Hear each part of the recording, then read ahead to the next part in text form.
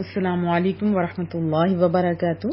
سورۃ المائدہ آیت 36 سے انشاءاللہ تعالی ابتدا کریں گے۔ اعوذ باللہ من الشیطان الرجیم، بسم اللہ الرحمن الرحیم۔ ان الذین، تحقیق جو لوگ یا بے شک وہ لوگ جنہوں نے کفروا، کافر ہیں، کفر اختیار کیا، اللہ کی نافرمانی کی، ایمان نہیں لائے، لو اگر، ان یہ کہ، لہم ان کے لیے ہو، ما فی الارض جو کچھ بھی زمین میں ہے، جمیعا سب کا سب، ان الذین کفروا بے شک وہ جنہوں نے کفر اختیار کیا، بے شک وہ لوگ جو کافر ہیں، لو ان لہم ما فی الارض جمیعا اگر انہی کی ملکیت میں جو کچھ زمین میں ہے سب کا سب ہوتا، یعنی تمام خزانے ہوتے، مال و متاع خزانے ہوتے، ومثلہ اور اس کے مثل اور بھی، یعنی یہ دنیا کے جتنی چیزیں ہیں سب ان کی ملکیت میں ہوتا اور اس سے ڈبل بھی ہوتا، مع ساتھ ہو اس کے، ومثلہ معہ اور اتنا ہی اور بھی اس کے ساتھ ہوتا یا ہو، لیفتدو تاکہ وہ فدیہ دیں، تاکہ وہ بدلے میں دیں، تاکہ دے کہ وہ اپنے آپ کو چھڑا سکے۔ فدیہ یہ ہوتا ہے نا، بدلے میں دے کر جان چھڑا لینا ایٹسٹرا۔ بھی اس کو ہی کی ضمیر راجع ہو رہی ہے وہ مال و متاع کی طرف۔ لیفتدوا بہ من عذاب یوم القیامہ تاکہ بطور فدیہ اسے دے دیں اور نجات پائیں، کس سے؟ من عذابی عذاب سے، یوم القیامہ قیامت کے دن، قیامت کے روز، ما نہیں تقبل قبول کیا جائے گا، منہم ان سے، ہم کی ضمیر راجع ہو رہی ہے کفار کی طرف، ما تقبل منہم ان سے یہ سب فدیہ نہیں قبول کیا جائے گا، یعنی ان کی جان چھڑانے کے لیے جو وہ فدیہ چاہیں گے اتنا یہ سے ڈبل دے دیا جائے، لیکن اللہ فرماتے ہیں ان سے یہ سب قبول نہیں کیا جائے گا۔ پھر کیا کیا جائے گا وہ ہم تفسیر میں انشاءاللہ سنیں گے۔ وَلَهُمْ اور ان کے لیے ہے، عذاب علیم دردناک عذاب، بہت ہی سخت عذاب۔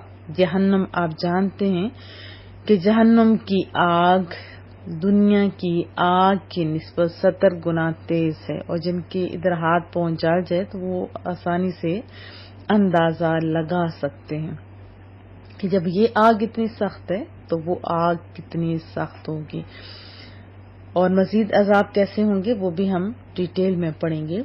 یریدون وہ چاہتے ہیں، وہ کفار یہ چاہتے ہیں، ان یخرجوا کہ وہ نکل جائیں، کہاں سے؟ من النار دوزخ سے، آگ سے، جہنم سے وہ نکلنا چاہیں گے، وما هم بخارجین لیکن رب کہتے ہیں وہ نہیں نکل سکیں گے، منہا اس سے، ہاں کی ضمیر راجع ہو رہی ہے عذاب کی طرف، نار کی طرف۔ وَلَهُمْ اور ان کے لیے، عذاب عذاب ہے، مقیم، مقیم رہائش جیسے ہوتا ہے مسافر اور مقیم، مقیم کا کیا معنی ہوتا ہے آپ سمجھتے ہیں؟ ہمیشہ رہنے والا، اقامت اختیار کرنے والا، یہ کہتے ہیں مقیم ہے یہ۔ یریدون ان یخرجوا من النار کفار بہت چاہیں گے کہ اس آگ سے نکلیں، وما هم بخارجین منہا لیکن وہ اس سے، اس آگ سے، اس دوزخ سے، اس عذاب سے نہیں نکل سکیں گے۔ وَلَهُمْ عَذَابٌ مُقِيمٌ اور ان کفار کے لیے، ان کے لیے ہمیشہ رہنے والا عذاب ہوگا۔ وضاحت جان لیتے ہیں، یہاں لیفتدو کہ وہ فدیہ دے کے جان چھڑا لیں، اس پہ توجہ کی حاجت ہے، یعنی بتایا جا رہا ہے کہ اگر کافر دنیا کا مالک ہو اور اس کے ساتھ اس کے برابر دوسری دنیا کا مالک ہو، یعنی ڈبل اس کے پاس سب کچھ مال و متاع آ جائے، اور یہ سب کچھ اپنی جان کو قیامت کے دن کے عذاب سے چھڑانے کے لیے فدیہ دے، تو اس کا قبول نہیں کیا جائے گا۔ اور قیامت کے دن کافروں کو عذاب ضرور ہوگا، اور اس دن ان کے پاس عذاب سے چھٹکارے کی کوئی صورت نہیں ہوگی، کیونکہ کفار کا یہ خیال جو غلط ہے، ابھی بھی لوگ یہی سوچتے ہیں، یہ غلط خیال ہے کہ دنیا میں بھی پیسے سے کام چل جاتا ہے، ہم وہاں بھی پیسہ سے کام چلا لیں گے، ادھر بھی ہمارے پاس ہے ادھر بھی ہمارے پاس ہوگا، لیکن ایسی بات نہیں، وہاں تو نجات کا واحد ذریعہ ایمان ہے۔ دنیا بھر کی دولت بھی اگر وہ دے کر جان چھڑانا چاہیں گے تو ان کے منہ پر دے ماری جائے گی۔ حضرت انس بن مالک رضی اللہ تعالیٰ عنہ سے روایت ہے، محبوب کریم صلی اللہ علیہ وسلم کا فرمان، بہت ہی میٹھا فرمان، قیامت کے دن جب کافر کو پیش کیا جائے گا تو اس سے کہا جائے گا کیا کہ اگر تیرے پاس اتنا سونا ہو کہ اس سے زمین بھر جائے تو کیا تو اس سے اپنے بدلے میں دینے کو تیار ہو جاتا، یعنی دوزخ سے چھٹکارا پانے کے لیے کیا تو تیار ہو جاتا، سب کچھ دے دیتا؟ تو وہ اس بات میں جواب دے گا، یعنی جیسے یس والا سٹائل ہوتا ہے، تو اس سے کہا جائے گا تم سے اس کی بنسبت بہت ہی آسان چیز کا مطالبہ کیا گیا تھا، یعنی ایمان کا، بحوالہ بخاری، یعنی ایمان لے آتے تو یہ سب کچھ تمہارے ساتھ نہ ہوتا، لا الہ پڑھ لیتے، فنبداری میں زندگی بسر کرتے، کامیابیاں تمہارا مقدر ہوتی۔ حضرت انس بن مالک رضی اللہ تعالیٰ عنہ سے روایت ہے، رسول اللہ صلی اللہ علیہ وسلم کا فرمان عالی شان، اللہ تعالیٰ قیامت کے دن اس شخص سے فرمائے گا جسے جہنم میں سب سے کم عذاب ہوگا کہ اگر تیرے پاس زمین کی ساری چیزیں ہوں تو کیا تو انہیں اپنے بدلے میں دے دیتا؟ وہ جواب دے گا جی ہاں۔ اللہ تعالیٰ فرمائے گا میں نے اس سے بھی آسان چیز تجھ سے چاہی تھی جب کہ تو حضرت آدم علیہ السلام کی پشت میں تھا کہ میرے ساتھ کسی چیز کو شریک نہ ٹھہرانا، تو نے انکار کیا اور میرے ساتھ شرک کرتا رہا، بحوالہ بخاری۔ اس آیت سے کیا پتہ چلا؟ قیمتی چیز کیا مال و دولت ہے؟ نہیں، ایمان ہوگا تو ہی قیامت کے دن اعمال کا اجر ملے گا۔ دنیا میں کتنے اچھے کام کر لو، لیکن اگر لا الہ نہیں پڑھا، رجسٹریشن نہیں کروائی، جیسے دنیا کا ایک ایگزامپل سے سمجھاتی ہوں، کتنا ہی لائق بندہ کیوں نہ ہو، کتنی اس کے پاس انفارمیشن کیوں نہ ہو، لیکن کمرہ امتحان میں کون بیٹھتا ہے؟ وہی نا جس کی رجسٹریشن ہوتی ہے، وہی فرسٹ سیکنڈ تھرڈ آیا کرتا ہے، ورنہ کتنے نالج والے لوگ گھوم پھر رہے ہوتے ہیں، اسناد سے بھی محروم ہوتے ہیں کیونکہ وہ کمرہ امتحان میں نہیں بیٹھے ہوتے۔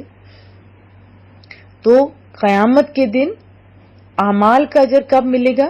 جب رجسٹریشن ہوگی، یعنی ایمان لایا ہوا ہوگا۔ ایمان والے بندے کے لیے ہی قیامت والے دن شفاعت فائدہ دے گی، یعنی تبھی شفاعت فائدہ مند ہوگی، تبھی رحمت الہی متوجہ ہوگی، تبھی جہنم سے چھٹکارا ملے گا۔ اس لیے ایمان کی حفاظت کی فکر کرنا مجھ پہ، آپ پہ، ہم سب پہ بہت ضروری ہے۔ اور دیکھیں، ہم اگر اپنے بزرگوں کو دیکھیں، ایسے بزرگ جو واقعی اللہ سے ڈرتے تو سارے ہی تھے۔ ہمارے جو بزرگ ہیں اگر آپ دیکھیں تو وہ اللہ سے زیادہ ڈرتے تھے، گناہ بھی کم کرتے تھے، اور جو صحیح دین والے نیک لوگ تھے وہ اللہ سے ڈرتے بھی زیادہ تھے، اعمال کی کثرت بھی ہوتی تھی، اور اتنا خوف، وہ کس چیز سے زیادہ خوف ہوتا تھا؟ برے خاتمے سے ڈرتے رہتے تھے۔ جیسے حضرت سفیان ثوری رحمت اللہ علیہ کی وفات کا جب ٹائم قریب آیا تو آپ بے حد بے قرار مضطرب ہو کے زاروں قطار رونے لگے۔ لوگوں نے عرض کیا کہ حضور ایسے ہی کریے، ازاری تو نہ کریں، اللہ تعالیٰ کی بخشش اور مغفرت آپ کے گناہوں سے کہیں زیادہ ہے۔ تو آپ رحمت اللہ علیہ نے جواب دیا، مجھے اس بات کا یقین نہیں کہ میرا خاتمہ بالخیر ہوگا۔ یہ کون کہہ رہے ہیں؟ جو ہر ٹائم قال اللہ تعالیٰ اور قال رسول اللہ کہتے ہیں، یہ ان کا حال ہے۔